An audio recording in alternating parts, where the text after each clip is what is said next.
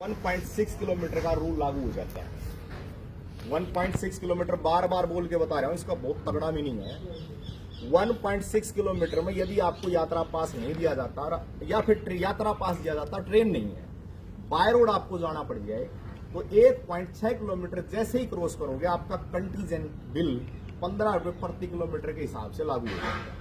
ठीक, अगर हम दिल्ली गए 200 किलोमीटर गए, 200 आगे कितना हो गया 400, और 15 रुपया अगला मल्टीप्लाई करियो 6000, एक दिन का 6000, ये बना 625, कितना होगा 6625।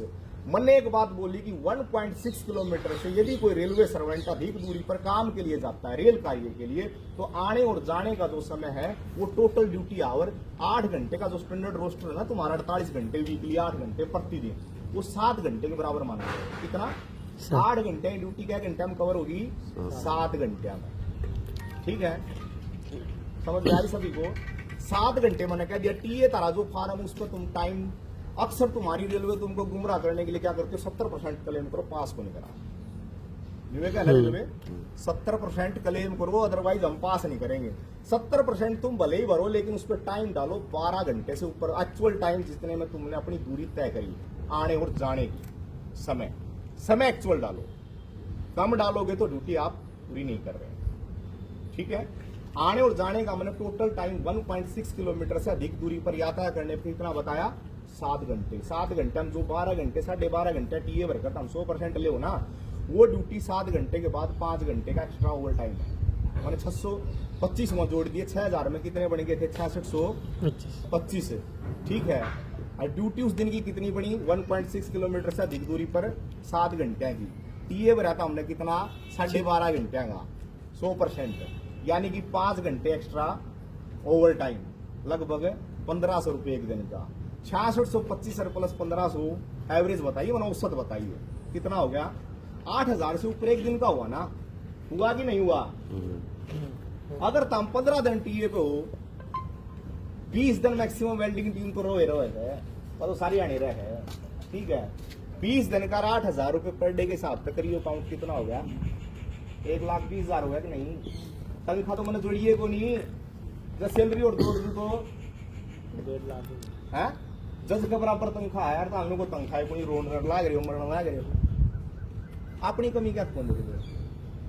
अर्जुन सानू का प्रशासन अथवा ये तो गलत कह रहा है बकाव ऐसे, ये तो गलत कह रहा है बकाव ऐसे, तो साबित करने के लिए मैं तारे साहब में खड़ा और आओ अर्जुन साहब मेरे को पूछता बच्चा कल रख और ताम और जिसने पूछना मैं सवाल का जवाब मैं दूंगा, इमीडिएट दूंगा, प्रमाण के साथ दूंगा। समझ में आई सबको? ये आपके बेनिफिट की चीज है, जिसको ना मिले मेरे से संपर्क करो, प्रमाण भी दूंगा, क्लेम कैसे करना वो भी बताऊंगा, बेनिफिट कैसे मिलेगा वो भी बताऊंगा। ठीक है, शिक्षित होने के बाद भी तुम बंधुआ मजदूर बन के रह गए, मैं नहीं कहता, लेकिन केंद्रीय कर्मचारी की छाप लगी। एक नई चीज नु बताओ, कितने आदमी काढ़े, इतने कैसे कर्मचारी कौन कौन है जिनका आरएसपी अकाउंट अभी तक नहीं हुआ जनरेट? आरएसपी सब ने करवा लिया है? 2016 में जब आप लोग जंतर मंतर पर इकट्ठे हुए थे, आपने एक बड़ी मोटी डिमांड लंबे समय से चली हुई थी कि यदि ट्रैक मेंटेनर रनओवर होता है तो डेथ केस के अंदर उसके परिजनों को 1 करोड़ रुपए का कंपनसेशन अमाउंट मिलना चाहिए। कितना? 1 करोड़। जब हमने यह बात रखी तो बहुत सारे मेरे ट्रैकमैन साथी यूं कहने लगे यार सरकार इतना के देश है, गणा तू 50 लाख मांग ले। तो मैंने उन लोगों को उदाहरण दिया था कि स्टेट गवर्नमेंट के अंदर हरियाणा पुलिस और पंजाब पुलिस का जवान जब मरता है ना, तो 50 लाख देवो बैंकर, 50 देव राज्य सरकार, टोटल कितना हो गया? जब राज्य सरकार के कर्मचारी को मिल सकता तो केंद्रीय कर्मचारी को क्यों नहीं? तो आज आरएसपी अकाउंट के माध्यम से तुम्हें अमाउंट कितना मिलता है 1 करोड़। ठीक है, मांगना आना चाहिए, सरकार द्वारा खजाने की कमी नहीं से। ठीक है, इसमें भी कई कंडीशन है। आरएसपी अकाउंट अगर जो आदमी मरिया ही नहीं, ट्रैकमैन मान ले मरिया ही नहीं, फिर कितने मिलेंगे? चोट लाग गई, डिसेबल हो गया, डिसेबिलिटी पे पैसा मिलता तुम्हें पता है? रेलवे में डिसेबिलिटी पे पैसा मिलता किसी को पता है क्या? लेकिन आड़ा तुम्हारे बाबू कल रह करके कहेंगे, लेकिन जब कोई होगा तब तो मिलेगा, पैर को टूट गया उसके हिसाब से मिलेगा उसको।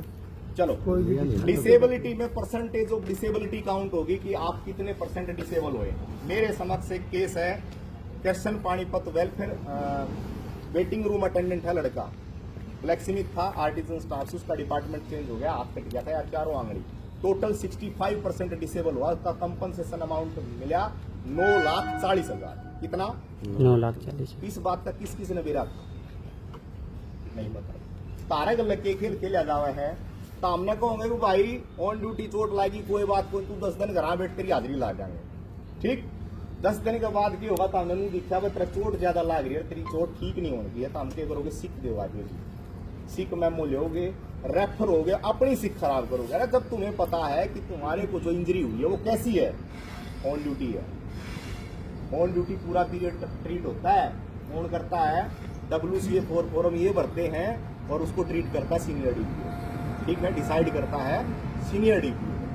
अब IOD का और HOD का मतलब एक ही है, art on duty, injured on duty. इसका मेडिकल मैनुअल में क्या रूल है, यदि किसी कर्मचारी को काम के दौरान चोट लग जाती है तो उसका क्या लाभ मिलेगा, उसको मेडिकल मैनुअल के according work related injury illness leave, WRIIL, ठीक है। यदि काम के दौरान चोट लगी है तो काम के दौरान ही तो उसको गिनोगे।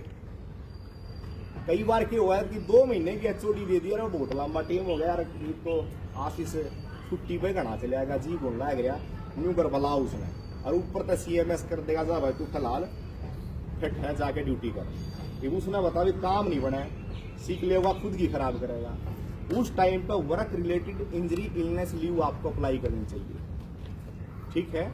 उससे क्या होगा, वो एक प्रकार से जिसको शॉर्ट फॉर्म में तुम लोग बोलते हैं ना एडवांस लीव बोलते हो उसको।